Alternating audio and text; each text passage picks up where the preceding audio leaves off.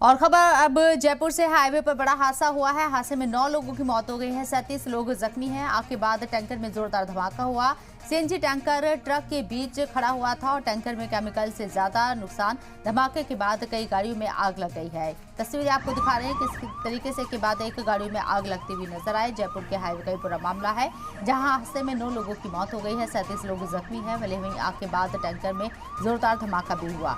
CNG tanker जिसमें truck के पीछे टक्कर हुई थी और टैंकर में केमिकल से ज्यादा नुकसान हुआ है। धमाके के बाद कई गाड़ियां आग की जद में आ गई हैं।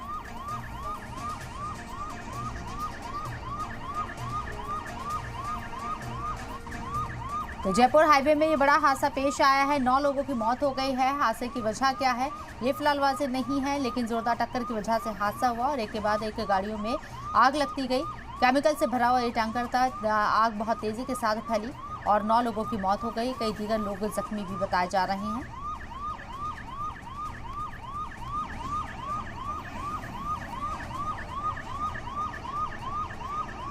सर बस में थे, लेक सिटी बस थी, उसके अंदर थे हम। तो एकदम से जैसे ही बाहर एकदम ब्लास्ट हुआ देखा तो जोर से आग आ गई थी पूरी, और वो आग जो तो हमारी बस के अंदर भी आ गई थी। तो हम जैसे बाहर निकले थे, निकलने के चक्कर में गेट लॉक हो गया था।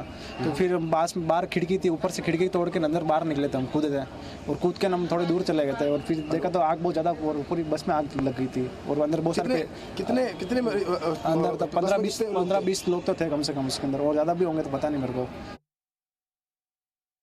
घटनाक्रम है, आप ये बहुत दुखद घटना जो हुई है, इसके लिए हम सबको इस बात का दुख है कि इतने लोगों की 4-5 तो करीब अभी डेथ हो चुकी है और 39 लोग करीब वहाँ पे एसएमएस में भर्ती है। और सीएम साहब खुद वहाँ जाके आए हैं, सबकी हालात जान के आए, व्यवस्थाएं करके आए हैं और चिकित्सा मंत्री जी वहाँ पे हैं और हमारे को यहाँ घटना स्थल पे भेजा गया। लेकिन हम देख रहे हैं, यहाँ का जायजा ले रहे हैं।